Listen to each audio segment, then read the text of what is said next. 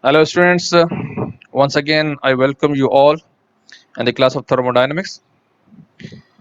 Last time we solved some numerical problems associated with the increase in the efficiency of the vapor power cycle or the Rankine cycle with the help of three different methods.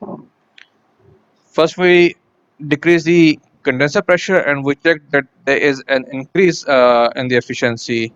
Then we performed the superheating and we again found that the efficiency is going to increase with the help of superheating. In the third case, when we are going to increase the boiler pressure, efficiency of the Rankine cycle was increased. However, there was a problem associated with increase in the pressure of the boiler. When we are going to increase the pressure of the boiler, so at the turbine outlet, we were getting higher moisture content or less quality of the steam, which is one of the major problem associated with this process because the moisture contents can damage the blades of the turbine. So here if you see when there is increase of the moisture content of the steam at the turbine outlet, which is basically an acceptable level or acceptable condition, so it is natural to ask the following question. The question is, how we can take advantage of the increased efficiencies at higher boiler pressures without facing the problem of excessive moisture at the final stages of the turbine, because we are basically interested in increasing the efficiency and we are also interested that the moisture contents at the turbine outlet should be as less as possible.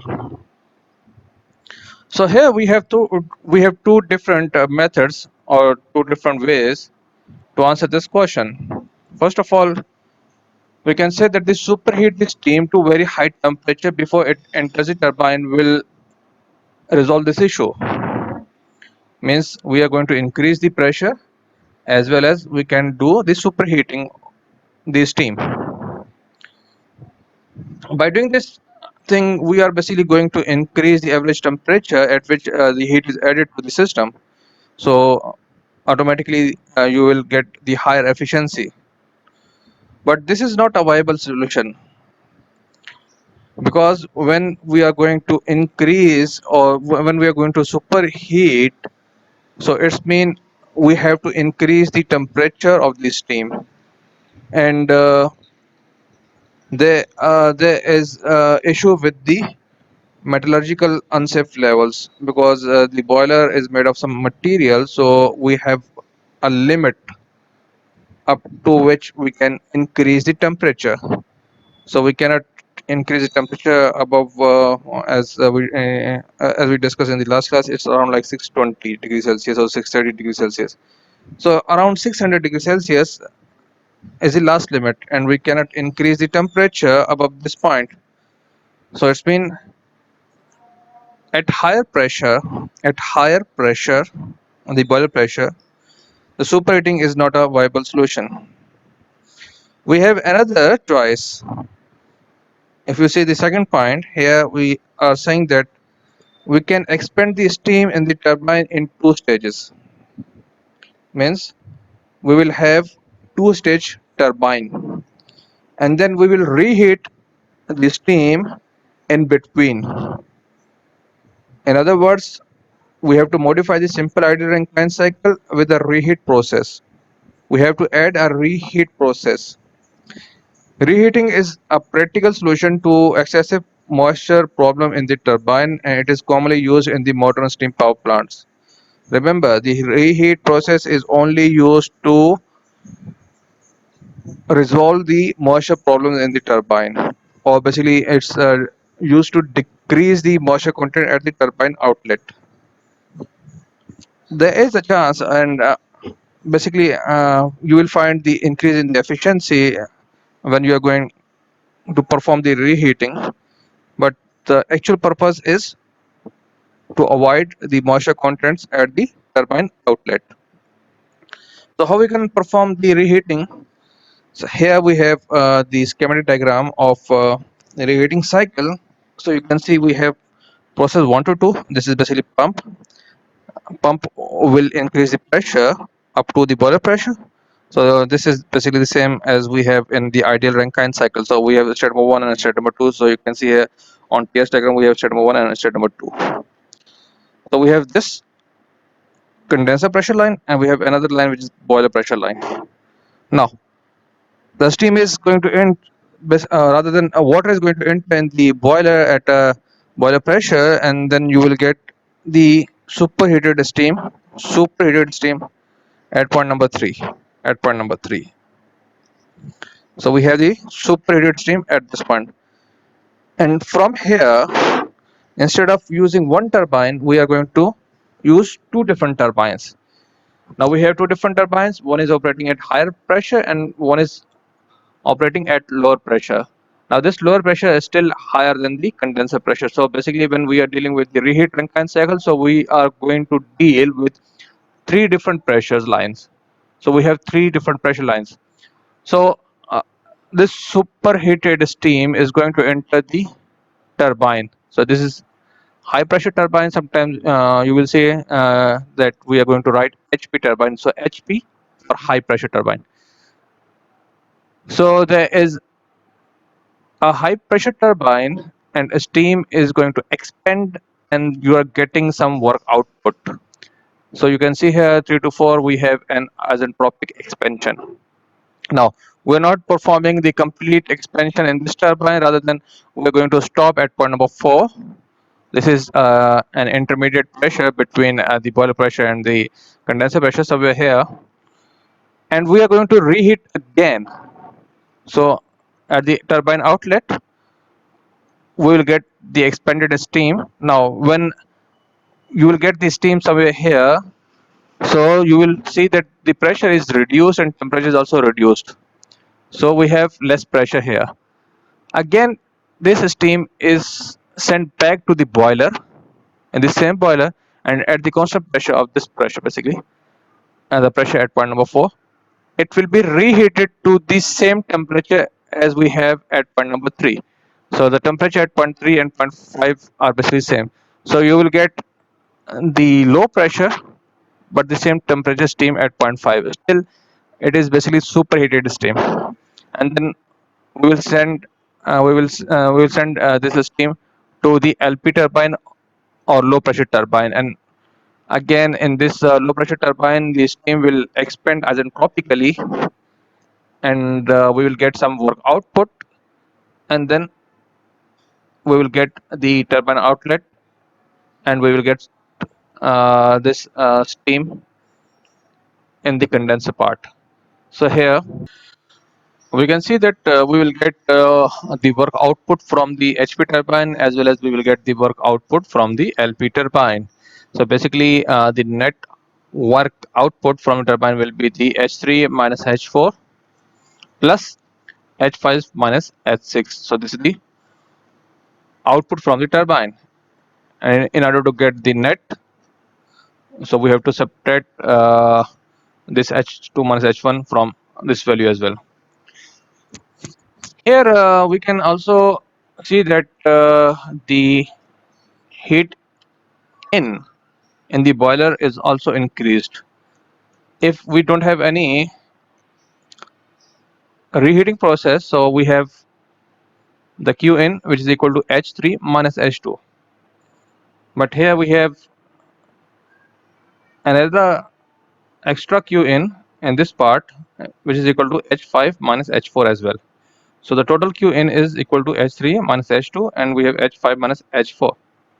Also during this reheating we will see that the moisture contents are reduced here and we are getting higher quality of the steam at the turbine outlet. Remember that reheating process is used to increase the quality at the turbine outlet. one can say that when we are going to perform the reheating, so basically we are going to increase the average temperature at which the heat is added. But the thing is, it's not recommended to perform the reheating again and again. One can say we have reheating like this one, and then we can send another somewhere here, and then we can reheat again, and then we are going to basically reheat again and again and again. So it is not feasible. And normally in practice, we have the reheating up to two stages. We have HP turbine, we have the LP turbine. Normally, we will perform the reheating only in two stages. So here, this is the complete story that I have already discussed with you. The idle rate Rankine cycle differs from the simple idle Rankine cycle in that the expansion process takes place in two stages, because we have the HP turbine, we have the LP turbine. And the first stage, the high pressure turbine, the steam is expanded isentropically to an intermediate pressure and sent back to the boiler, where it is reheated at constant pressure, usually to the inlet temperature of the first turbine stage. So normally the entry point for both turbine, at the entry point of both turbine, the temperature is constant. So steam then expands isentropically in the second stage, which is basically low pressure turbine, to the condenser pressure, and then we can say that the Qn will be the Q, which is H3 minus H2 plus H4 minus H5 minus H4. So this is uh, the initial one, the primary one, and this is due to the reheat cycle. As well as we will get two different work output. We have the turbine HP turbine output, which is H3 minus H4, and we have the LP turbine output, which is H5 minus H6. And ultimately we can find the efficiency as well, and here we will get the increase in the efficiency. Like other processes, here we have another question for reheat process. Here if you see, the question is, how do the following quantities change or when a simple idle Rankine cycle is modified with reheating? Assume the mass flow rate is maintained the same. So you have to check the effect of reheating on these given parameters, like either pump work input will increase, decrease, or remains the same. What about the turbine work output, heat supplied, heat rejected, and the moisture content at the turbine exit? So for all these type of answers, sorry, for the questions, first of all we have to check the TS diagram. So this is the TS diagram for the reheating process. So here, if you see, we have the process 1 to 2. This is basically pump work input. If we're doing the reheating, so there is no effect on the pump work input. So you can see this is a constant work input to the pump, because there is no effect of this reheating on the pump. So the pump work input will remains the same. What about the turbine work output? Because here you can see the turbine work output is basically changed. So it's from H3 minus H4 plus H5 minus H6. So normally the turbine work output is going to increase.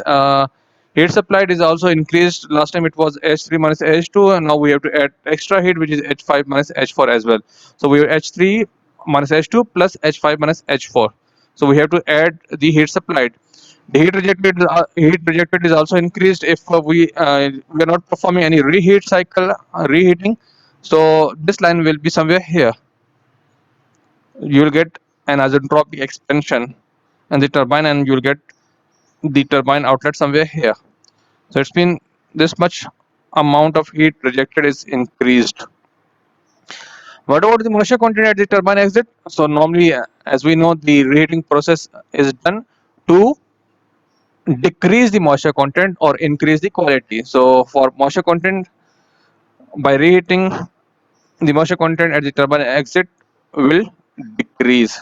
So if we see the answer, so the pump work remains the same, the moisture content decreases, everything else increases. So you have to you have to be careful to get this type of information from the TS diagram of the reheat, even from the previous cycles as well.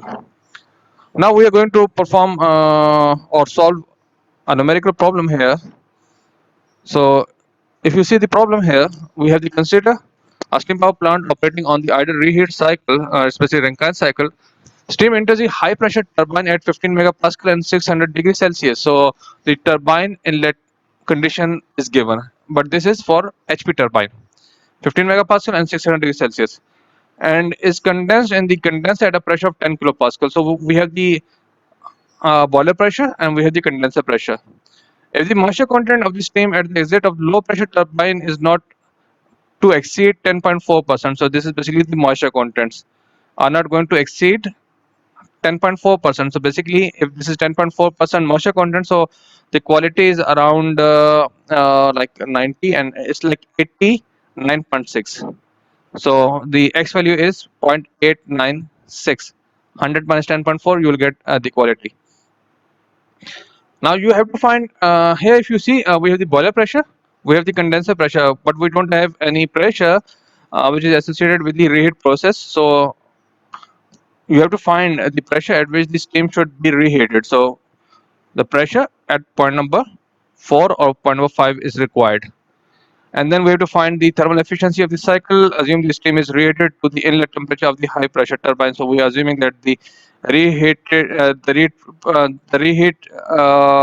steam,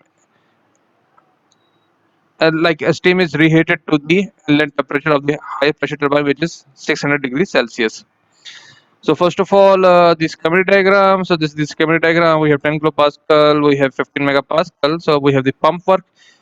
As we solved some numerical in the last class, so we have to follow the same steps. For the pump, we have 10 kilopascal and we have this one. So here, the pump work input will be equal to V1 at 10 kilopascal, H1 at 10 kilopascal. We will check the H2 with the help of pump work input. So we have work input and it will be equal to V1 P2 minus P1. So P2 is this one and P1 is this one. So we will get what is pump work input. Then we will find the H2 value with the help of simple formula, which is the work pump input is equal to H2 minus H1. We know what is the work pump in, which is V1 P2 minus P1, and then we will solve the equation to get the H2 value. Then we have the boiler. In the boiler, we will have the heat addition, and we will have the H3 value. At H3, in order to get the H3 value, we have to 15 megapascal, and the temperature is given. So with the help of superheated table, we can find the H3 value. But then we have the issue. We don't have H4 value because we don't know about the pressure to perform the reheating. If you see the test diagram here, so we have 1 to 2, 2 to 3, and 3 to 4. So we don't know about this pressure line. What is the pressure at the reheating process? So the pressure at point 4 and point 4 and point 5 will be same because this is the constant pressure line. So we don't know about the pressure of the reheat, and then we have the low pressure turbine, and then we have the exit of turbine at point number 6. At point number 6, we know the pressure is 10 kilopascal, and we know what is the X value here because it is already given that the moisture contents are not to be exceed from 10.4. So we know the X value at point number 6. So X value is already given here.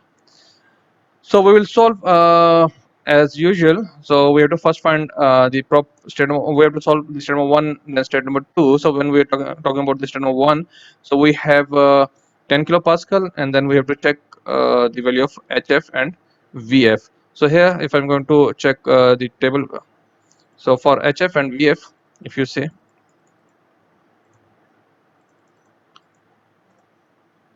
so this is 10 kilopascal. So this is the VF, which is 0.001010, and then this is the HF value, which is 191.81. So at 10 kilopascal, VF is this one and HF is this one, 191.81. So here, if you see, we have state number 1 like this one. H1 is equal to HF 191.81 and V1 is 0.0101 meter cube per kg. So we know what is V1 and H1. So we can easily find out the pump work input, which will be equal to V1 P2 minus P1. So we know what is the pressure at the boiler, and we know the condenser pressure as well. So with the help of the formula, the pump work input is simply V1 P2 minus P1. So V1 is this one, which is from here We know what is the P2. P2 is 15 megapascal, and we have the 10 kilopascal. So instead of writing like 10 power 6, I'm just writing in term of kilo. So ultimately, you'll get the answer in kilo. So we have the pump work input of 15.14 kilojoule per kilogram. So this is the pump work input. So if this is pump work input, so we can find the value of H2 as well, because the H2 minus H1 is equal to pump work input. So we can equate both equation, and then we can get the value of H2, and then you will get the answer of 206.95 kilojoule per kilogram. So this is the answer of H2. So we know what is H1, we know what is H2, but what about the H3? H3 is basically at the outlet of the turbine, and we know that at the outlet of the turbine we have 15 megapascal, and we have the temperature of 600 degrees Celsius. So you can see we have the 600 degrees Celsius and 15 megapascal. So if we are going to check the steam table, so here we have the steam table. So 16 megapascal, 15 megapascal, and this one, so it will be automatically in superheated. You can check the phase description first, and then move to the superheat table. So 15 megapascal. So this is 15 megapascal. So you can see at the 15 megapascal, the T saturation is 342 degrees Celsius, and the our temperature is 600 degrees Celsius. So it's mean the state is superheated state. So from the superheated state, we have 600 degrees Celsius, and then we will find the H value of 3583.1. So H value is 3583.1, and I'm also checking the S3 value as well. So S3 is 6.6796, because this S3 will be equal to S4, because entropy will remain same in the ideal Rankine cycle, or in the asentropic expansion in the turbine. So entropy is this one, and enthalpy is this one. So S3 and S3. So moving back here, so here we have H3, which is this one, 3583, and we have S3, which is 6.6796. Now the issue is we cannot proceed further, because we don't know about the value of the pressure value at state number 4. So we don't know the pressure value at point number 4. We only know that the entropy at point 4 is equal to S3. So S4 is given, which is equal to S3, but we don't know any pressure or temperature or enthalpy values, because we need at least two values to find the remaining values. So now what we do? So I'm going to jump from state number 3 to state number 6, because at state number 6 we know two properties. One is the pressure, which is 10 kilopascal, and the second one is the moisture contents, because in the question it's already given that the moisture contents are not going to exceed from 10.4. So X value is given. So X value is given, and the pressure is given at point number 6. So at state 6, we know we have the 10 kilopascal, and X6 is equal to 0.896. So this is given in the question. So if it is given, so it's mean we have the saturated mixture, and if we have the saturated mixture, so we can find the entropy at 0.6. It will be equal to S6, which is S5 plus X6 SFG. So by doing this one, we will get the S6. So this is H6, the entropy at state number 6. And similarly, we can find the enthalpy at the same point. So by solving the equation, which is H6 is equal to HF plus XHFG, we can find the enthalpy at point number 6. So this is the enthalpy at point 6, which is 2335.1. So we know what is H1, H2, H3, and now we know what is H6. Now, what is the benefit to get the value of SS, the entropy at point number 6? As we know that the entropy, which is H6, will be equal to S5, because the expansion in the LP turbine or even in the HP turbine is asentropic. So the entropy remains constant. So S6 will be equal to S5, and at state number 5 we also know the temperature, which is 600 degrees Celsius.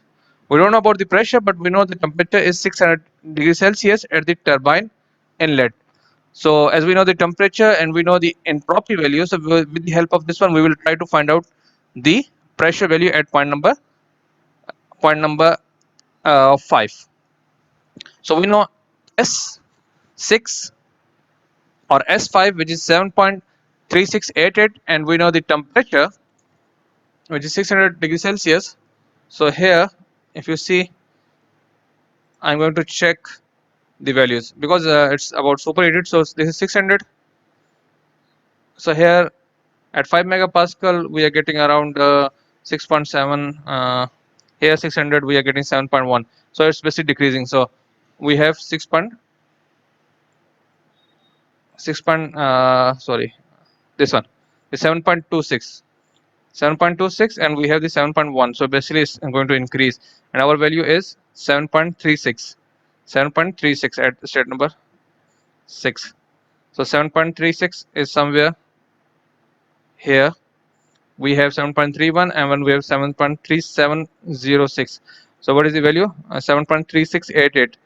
So we have 7.3688. So somewhere here close to 4 megapascal. Either if you are interested to find the exact value, then you have to perform the interpolation. So you will see that 7.368 is in between 4.5 megapascal and 4 megapascal.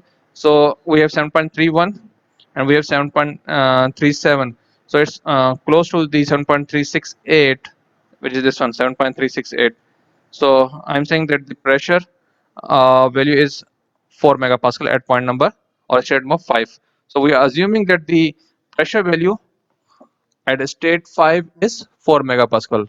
If you need the accurate value, then you can perform the interpolation and you will get the answer around like 4.1 or 4.2 megapascal. So right now we are assuming that the pressure is 4 megapascal at state number 5. So if we know that the pressure at state number 5 is 4 megapascal, so the same pressure will be used at state number 4 as well, because the pressure 4 and pressure 5 are same because they are at constant pressure heat addition process. So if we have the pressure of 4 megapascal and the temperature is 600 degrees Celsius, then the H5 will be equal to this one, 3674.9. So H6 sorry, H5 is 3674.9. So here if I'm going to solve this one, so you can see sorry, here we have the P5 which is equal to 4 megapascal and the H5 is 3674.9 kilojoule per kilogram. So this is the H5 value. So now the P4 and P5 both are same, so P4 is also equal to 4 megapascal, and we know the S3 value. So S3 and S4 are equal. So S4 and S3 are equal and P4 is 4 megapascal. So with the help of this one, we will check and we will find the H4 value. So we will check and we will find the H4 value. So at 4 megapascal, we will check and we have to perform the interpolation. Here if you see the S4 value is, what is the S4 value? S4 value is 6.6796, 6.6796, 6.6796, 6.67, 6.67. 6.5, 6.67. So you have to perform the interpolation between these two values, between 350 and 400. So when you will perform the interpolation, then you will get the answer of the t at which you will get the 6.67. So you have to perform the interpolation in order to get the temperature, as well as you have to perform the interpolation to get the enthalpy value. So by doing the interpolation, you will get the values of H4, which is 3155 kilojoule per kilogram. So this is with the help of interpolation. So now we know the H1, H2, H3, H4, H5, and H6 values. So we can find the efficiency, because for the efficiency we have to find the Qn, and here we have the Qn, which is H3 minus H2 plus H5 minus H4. So the Qn will be equal to H3 minus H2 plus H5 minus H4. You have to just put the values and you will get the answer of 3896.1 kilojoule per kilogram. Similarly, the Q out will be H6 minus H1. We know what is H6, H1, so you will get the answer of 2143.3 kilojoule per kilogram. When we know what is Q in and what is Q out, then we can easily find out the efficiency. So efficiency is 1 minus Q out upon Q in. So ultimately you will get the answer of 45%. So you can see the efficiency is basically increased. You are getting around 45% efficiency, and this is the pressure of the reheating process. So this is one requirement and this is the second requirement. So you can find easily the reheat pressure and the efficiency of the cycle. Here we have another question from the reheat cycle. If you see the question, we have a steam power plant that is going to operate on an ideal reheat Rankine cycle. Steam enters the high pressure turbine at 8 megapascal and 500 degrees Celsius. So the turbine inlet condition is given 8 megapascal and 500 degrees Celsius. Even the 8 megapascal is the boiler pressure, and leaves at 3 megapascal. So this is the intermediate pressure which is in between the high pressure turbine and the condenser pressure, because it's written as that the steam leaves the high pressure turbine at 3 megapascal. So it's basically the entry of the LP turbine, or the sorry, it's the entry of the reheat process. So at the 3 megapascal, the steam is going to reheat. So steam is then reheated at the constant pressure to 500 degrees Celsius. So again, we have the entry point of the LP turbine, which is 3 megapascal and 500 degrees Celsius. So both pressures are given before it's expand to 20 kilopascal. So the condenser pressure is also given in the low pressure turbine. So complete data is given. You have to find the turbine work output in kilojoule per kilogram, and the thermal efficiency of the cycle. Also show the cycle on a TS diagram with respect to saturation line. It is recommended that whenever we have the problems or numerical problems for power cycle, or even for the gas turbines, gas power cycles, and that we discuss in the chapter number 9, it's better to draw the TS diagram first. So here we have the TS diagram. So you can see we have the condenser pressure, which is 20 kilopascal. We have the pump work 1 to 2, then we have the boiler pressure of 8 megapascal, then we have point number 3. This is the entry of the HP turbine, then we have the exit of the HP turbine at point number 4, then we have the entry of the LP turbine at point 5, and then we have the exit of the turbine at point 6. So we have condenser here, LP turbine here, HP turbine here, boiler or reheat work here. This is boiler primary QN, and this is the work input. Now here we know the temperature, which is around 500 degrees Celsius for both cases. So this is 500. So here we have the 8 megapascal and 500, and here we have the 3 megapascal and 500 as given here. So 3 megapascal and 500. So we know the complete data, and for all type of vapor power cycle, the procedure is same. Start from the condenser pressure, or state number 1, which is the cellular liquid line at 20 kilopascal. So we can easily find out the value of H1, which is HF at 20 kilopascal. So it will be around 251.42 kilojoule per kilogram. We can find the volume as well. So V1 is VF at 20 kilopascal. So we'll get 0.001017. When we know what is H1 and V1, then we can use the formula of V1 times P2 minus P1, and we can find the work input. So if we know what is the work input, so we can find the H2 value as well. As we can see here, we have the formula of V1 P2 minus P1. By putting the values, we will get the work pump input, which is 8.12, and then simply adding to this H1, we will get the value of H2, because work pump input is equal to H2 minus H1 as well. So we know what is H2. So at the state number 3, we have the condition of 8 megapascal and 500 degrees Celsius. So from superheated table, we can check the values. So it will be around H3, which is 3399.5, and S3 is 6.7266. At the inlet of the turbine, you have to find the entropy as well. Now, this is state number 3. At the state number 4, we know the pressure is 3 megapascal, and entropy is equal to S3, because S3 and S4 are same due to the azentropic expansion. So at point state number 4, we have the pressure of 3 megapascal, and the entropy, which is equal to S3. So from the steam table, using the superheat table, which is A6, we can find the value of H4 as well. So we know what is H1, H2, H3, and H4. For H5, it's straightforward, because we know the pressure, which is 3 megapascal, and temperature is given, which is 500 degrees Celsius. So we can easily find out the H5 as well. So in this case, the H5 value will be 3457.2, and S value will be 7.2359. Always remember that you have to find the S values at the turbine inlet in order to get the idea, or in order to get the state at the exit of the turbines. So we know what is P5, which is 3 megapascal, and T5, which is 500 degrees Celsius. So we have already find out the value of H5 and S5. Now at the state number 6, we know only the pressure value, but we know that the S5 is equal to S6, because the expansion in the turbine take place isentropically. So the entropy at point 6 is equal to S5. So at point number 6, first of all, you have to find the phase description, and when you will solve this state 6, you will find that the S6 value lies between SF and SG. So it's mean the phase is basically vapor liquid mixture region basically.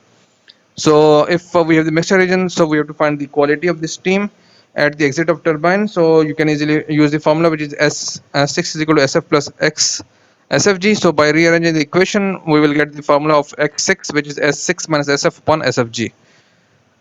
So by solving the formula, you will get the value of X6 or the quality, which is 90.51%, or X is equal to 0.9051. So when you know the X value and we know the pressure value, so we can check the HF and HFD as well from the stream table, and then with the help of simple formula, which is H6 is equal to HF plus X6 HFD, we will find the H6 value, and you will get the H6 value of 2385.2.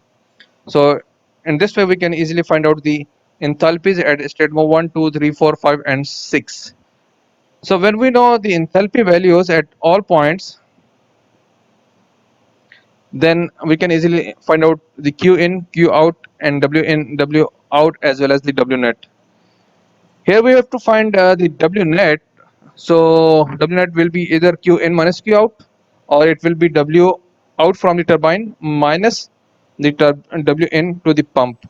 So here, if you see the W out, the turbine out is simply H3 minus H4. This is the output from the LP turbine, plus H5 minus H6. So this is the output from the LP turbine.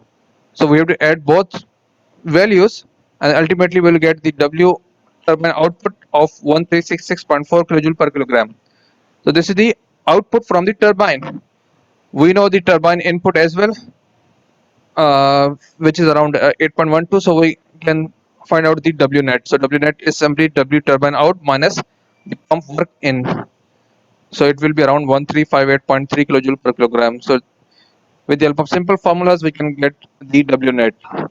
While the Qn will be equal to the Q in the primary section, the primary boiler section, which is the H3 minus H2, and then we have to add the Q in, which is used in the reheat process. So it's simply H5 minus H4. So we H3 minus H2 plus H5 minus H4. So when we will put the values here, you will get the answer of 3492 kilojoule per kilogram. So we have Q in as well. So here we have the W net, and we have the Q in, so we can easily find out the efficiency. So when we'll put the values in the formula, which is W net upon Q in, we'll get the answer of 38.9%. So you can see it's a straightforward formula, and we can easily calculate the efficiencies for these type of cycles.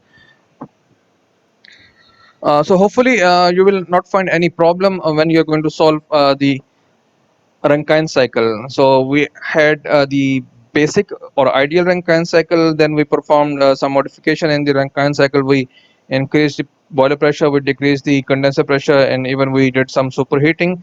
And here in today's class, we performed a reheating as well. And also we solve some numericals related to the actual cycle, where we have the isentropic efficiencies involved. We can perform the same questions, or like I can give you the isentropic efficiencies of the pump and turbine in this question as well. So when we have the isentropic efficiencies, so we have to find the actual work rather than the ideal work here, because we are using the entropy constant or the other entropic process of the turbine. So it's mean we are basically checking the ideal work output or the ideal work input. So in the case of isentropic efficiencies of the turbine and pump, we have to find the actual one, and then we can proceed to find the efficiencies and the W net and Wn. So for any queries, you can contact me. It's like today's class is already finished. So thank you.